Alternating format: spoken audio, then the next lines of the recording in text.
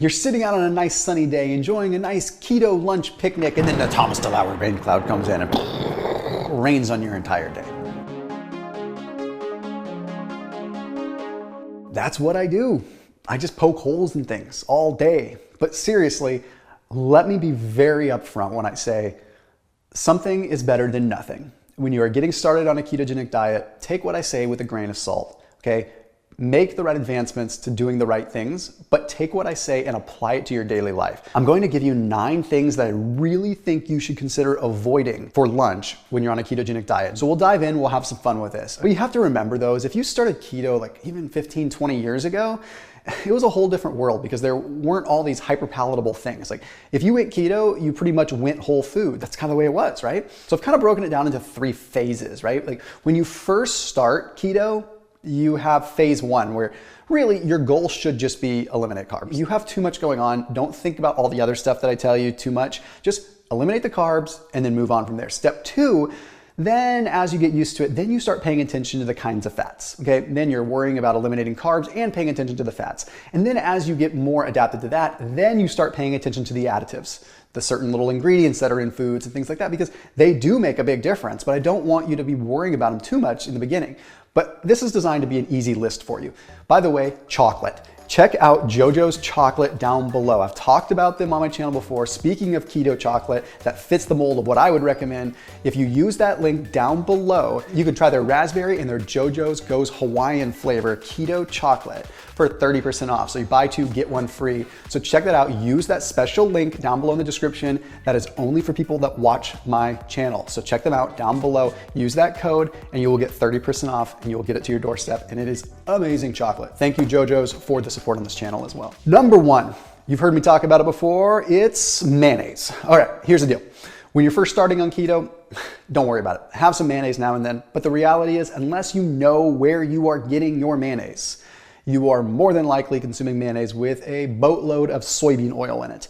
And soybean oil is like rule number 1 when you start paying attention to fats. Avoid it. Just get it out. If it has soybean oil in it, it's gone, okay? Not only is it very fragile and likely is oxidized and not good for you, it's also ridiculously high in omega-6s. And that's like the fatty acid rule we need to follow. If it's super high in omega-6s, which you don't always know, but you can research, you need to keep it out, okay? It skews the ratio of omega-3 to omega-6 within our body, which disrupts our cell fluidity and our cells' ability to communicate with each other, and it can massively disrupt inflammatory signaling within the body, making your ketogenic diet turn into an inflammatory disaster. Number 2 is gonna be what I call the condiment killer.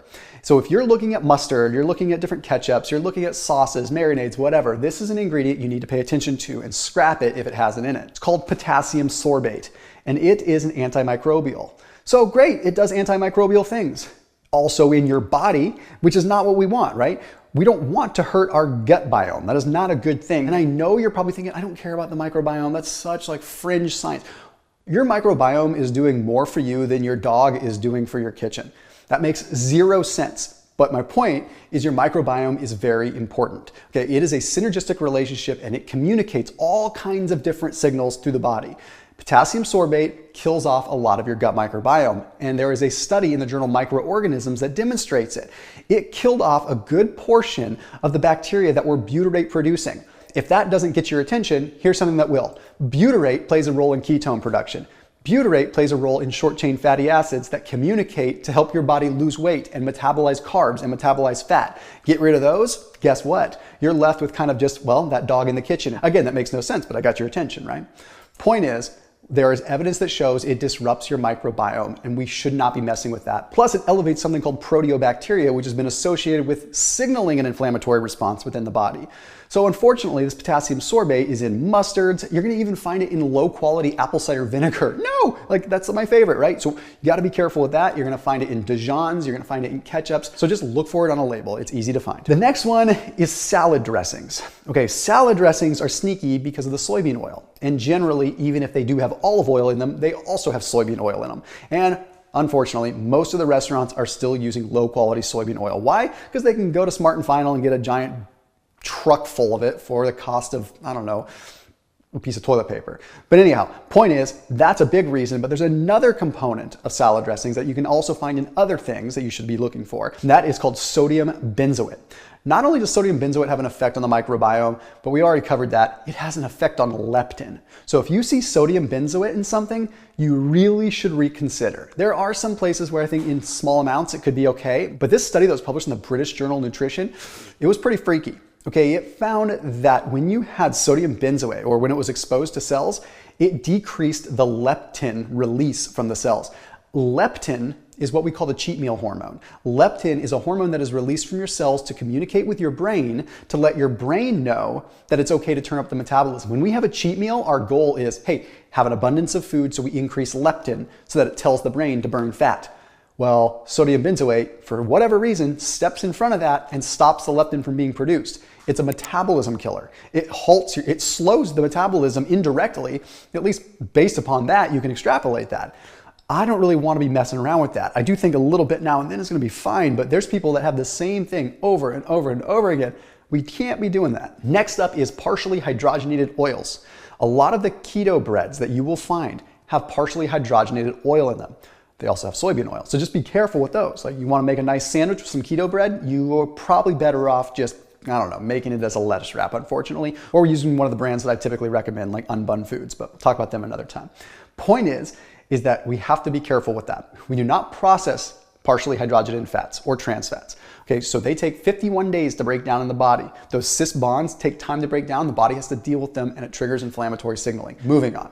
Some of these canned foods that seem to be good because they have olive oil in them, usually olive oil in a can, with the exception of some of like the sardines that are higher quality, like Wild Planet and stuff like that, usually it's not the best option. So give it a bath, okay, rinse them off, but let's not spend a lot of time there. Still just lower quality olive oil is the point. Specific processed meats. Let me shine a little sunshine on you for a second.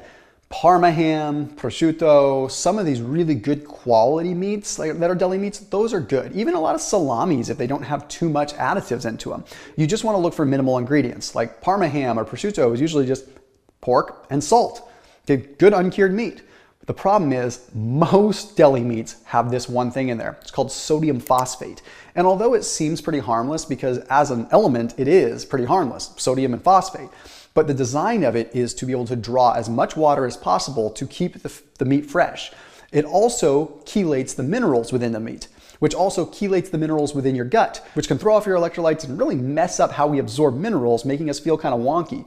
Plus, the phosphate absorbs markedly faster than the sodium, leading to higher serum levels of phosphate, which can be detrimental, but also just throw off your electrolytes as well. If you've ever felt kind of wonky or weird after you have some deli meat, that could be a reason why. You mess with your electrolytes, you mess with a lot of nerve signaling, and you just have to listen to your body. But I notice it with me, you might notice it with you. Then we have peanut butter.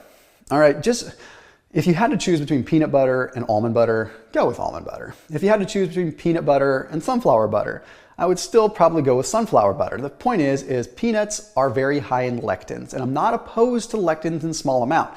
But lectins, which you'll find in like tomatoes and things like that, yes, they can disrupt leptin signaling just like the sodium benzoate can, but once they're heated, they're fine. You're not usually cooking your peanut butter unless you're making pad thai or something, so you're probably gonna find that you can't really get around that issue. Not to mention there's a lot of partially hydrogenated oils in peanut butter too, so just be careful depending which brand you get.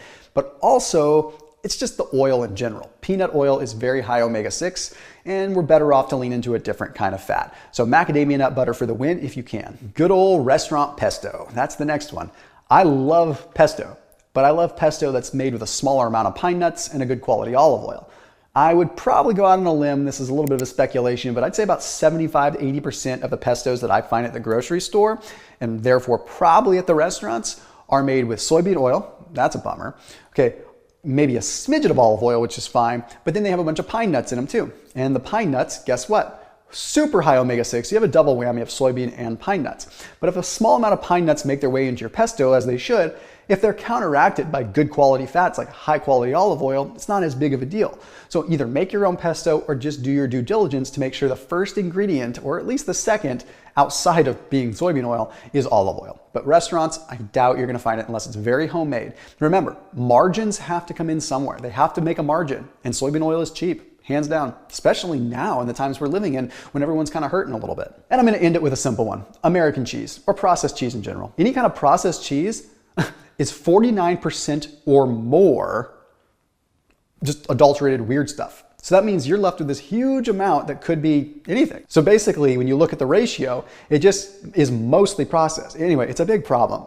If you're gonna have cheeses, Havarti is okay in small amounts. I recommend goat cheese the most. Winster is okay, Gruyere is okay, Swiss is okay, and otherwise go for like an aged cheddar or something like that. It's going to be as aged as possible, outside of course, like the Pecorino Romano and the Parmesan and stuff, but those don't really taste good on sandwiches. So you'd have like a Caesar salad with that. Anyway, I digress. Now I'm getting hungry. I'm gonna go out to some lunch. I'll see you tomorrow.